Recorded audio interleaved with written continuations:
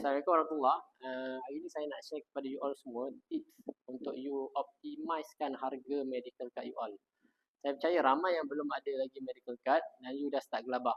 Mungkin you tengok kawan-kawan you all masuk hospital private, ada yang dah start sakit, you dah start gelabah, you dah start nak cari agent nak submit medical card. Terutama yang umur 35 tahun ke atas ni kan. So, you kena faham, makin lama you tunggu untuk daftar medical card ni, makin mahal lah dia punya caroman bulanan dia. Jadi saya buat satu video pada malam ni, saya nak share kepada you all ada 7 tips untuk you optimizekan harga medical card ni. You guna tips yang saya bagi ni, you bincang dengan you punya agent. Jadi yang pertama, you kena pilih pelan medical card yang dia punya co-payment dia tinggi sedikit. Co-payment ni adalah bayaran yang you kena bayar semasa you nak masuk ward. Contohlah saya bagi contohlah co-payment dia 1000. So you kena demam denggi, contohnya you kena masuk ward swasta, total bill 10,000. So 1,000 you kena bayar. Jadi kalau co-payment tu 500 lah you kena bayar sekali. So pihak company akan cover sebahagian 9,500, lagi 500 you bayar. Jadi nasihat saya untuk optimizekan harga medical card ni, you pilih yang deductible 1,000. Co-payment yang 1,000.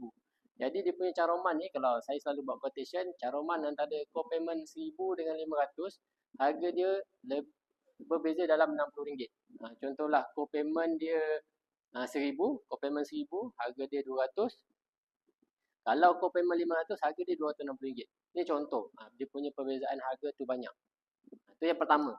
Yang kedua, kebiasaannya pelan medical card ni dia disertakan sekali dengan pampasan kematian ataupun bahasa Inggeris ni kita panggil sum covered. Jadi sum covered ni you cakap dengan you punya agent, saya nak yang paling rendah sekali. Mungkin ada sebahagian agent consult untuk ambil sum covered ni tinggi-tinggi. Sum covered ni saya nak cakap dia hibah lah sebenarnya. Jadi you bincang dengan you punya agent, cakap dengan dia saya nak medical card saja, sum covered ataupun pampasan kematian hibah tadi tu, saya nak yang 500 yang paling rendah sekali. Biasanya 20,000 ada, 10,000 ada. So jangan nak campurkan hibah dengan medical card dalam satu bulan. Saya takut nanti harga dia makin mahal. Kalau boleh you asingkan. Polisi hibah, polisi medical card. Jadi kalau one day you ada berat sikit nak bayar, you boleh tinggalkan medical card, you boleh teruskan hibah. Kalau you gabung dalam satu polisi, hibah plus medical card, hibah pula 500,000, medical card, harga dia boleh jadi mahal lah kalau you cantumkan dia punya coverage tu.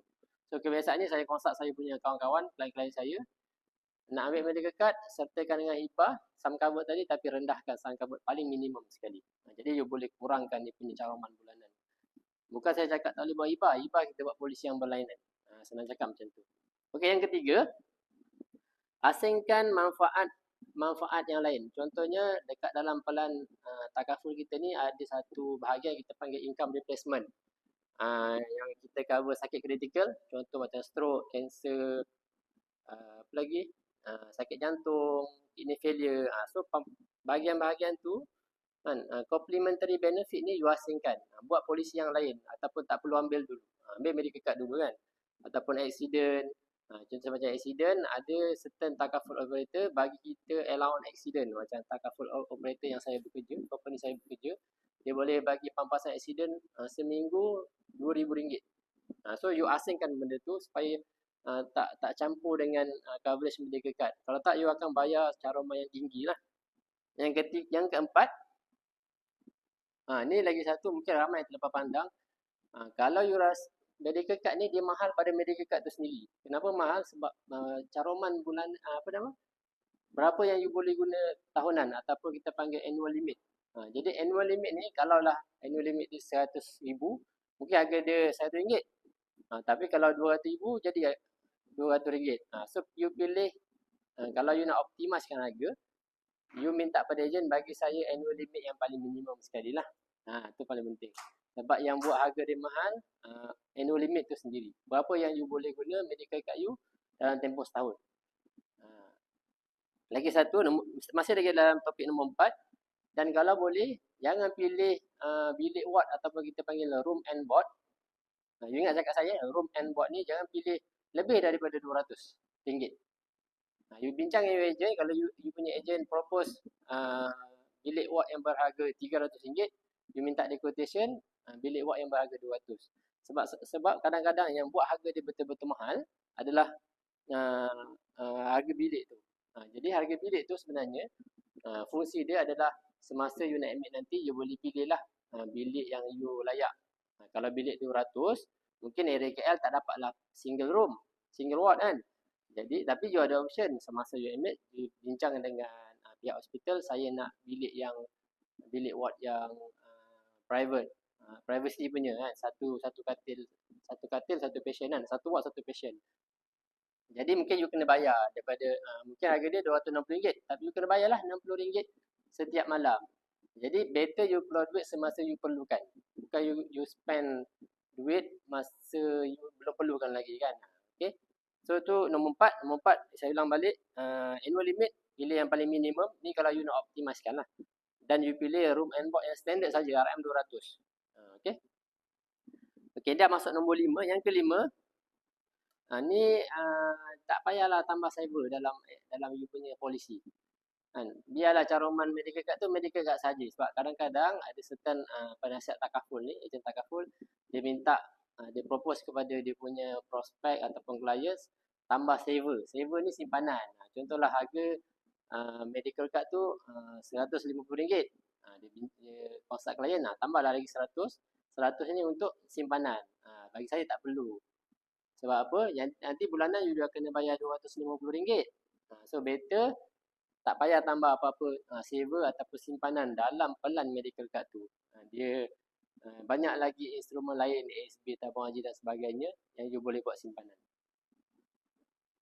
Okey, ni yang keenam. Yang keenam saya nak cakap mengenai protection term ataupun tempoh perlindungan. Tak payahlah buat sampai umur 100. Tak ada lagi kita hidup sampai umur 100. Sorry. Kalau ada umur panjang, kita hiduplah sampai umur 100. Tapi kalau you nak murah, you minta pada you punya ejen yang coverage sampai umur 60 berapa, umur 70 berapa. Itulah sedikit kita punya tempoh hayat kita kan. Mungkin jaranglah ada orang sampai hidup umur 100. Kalau coverage sampai umur 100, mahal harga dia. So pilih protection term ataupun tempoh perlindungan sampai umur 60 ataupun 70. Itu is okay bagi saya kan. Boleh kurangkan banyak caruman bulanan dia. Ataupun pilihan yang terakhir. Pilihan terakhir ni ada dalam company saya saja. Dia panggil medical card yang cover untuk sakit kritikal sahaja. Maksudnya dia cover untuk sakit jantung, kidney failure, cancer sahaja. Tapi harga dia murah lah. Tapi untuk accident, untuk sakit-sakit lain kita tak cover. So kita panggil medical card ni ada selection sakit saja yang kita boleh terima. Harga dia pun tak mahal, dalam RM30. Mungkin untuk accident dia boleh admit kat hospital kerajaan, ataupun kalau you ada coverage daripada you punya company, you gunalah coverage daripada you punya company, you jimat banyak kat situ. Kan? So itu yang terakhir lah. Lepas tu ini sedikit nasihat saya ni habis lah. Ini sedikit nasihat saya kepada orang yang keluar kat sana, terutama yang dah berkeluarga, yang dah ada anak 3, 4, ada isteri. Please you kena faham priority coverage tu. Sebab kita sebenarnya tak boleh nak ada semua. Kita contoh ada anak 4, ada isteri seorang, takkan kita nak daftar 6 medical card. So caruman dia boleh pergi sampai 1,200, 1,500. Jadi sebenarnya you kena pilih priority coverage yang utama. Bagi seorang ayah, seorang breadwinner, pencari nafkah, primary takaful coverage is always about income replacement. You kena cari, kita kena utamakan life takaful tu.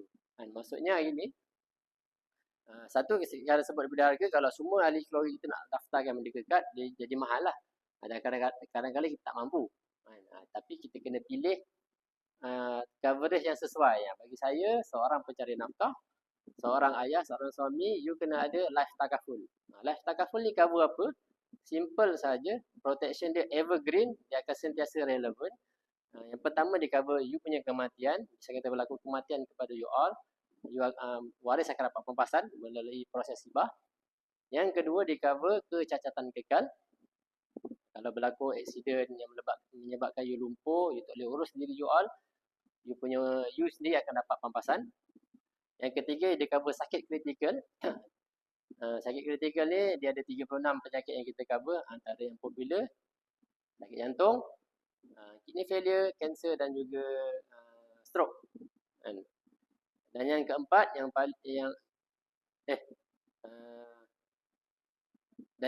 adalah pampasan accident. Bukan pampasan, sorry, dia allowance kemalangan mingguan.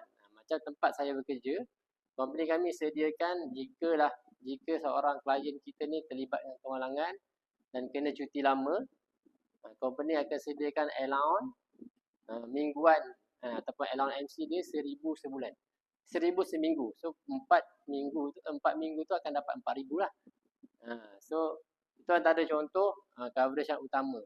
Sebab kadang-kadang kita memang nak beli kad tu, tapi sebenarnya kita tak mampu dan kita kena cari the right protection. Ini untuk orang yang berkeluarga lah, the right protection supaya kita sendiri tak sengsara nak bayar cara medical card tu setiap bulan. Okey. Jadi saya ulang balik saya ulang lah kan. Okey. So sebenarnya ini nasihat saja, dia tak ada betul, tak ada salah. Bagi saya ini nasihat saya sebab saya dah berada dalam industri takaful ni 8 tahun. So kita kena pandailah kan, buat pilihan. Okey, ni saya bagi tips. Kalau you ada soalan you nak tanya, you boleh tanya dekat bahagian komen. Sekian, insya-Allah, terima kasih.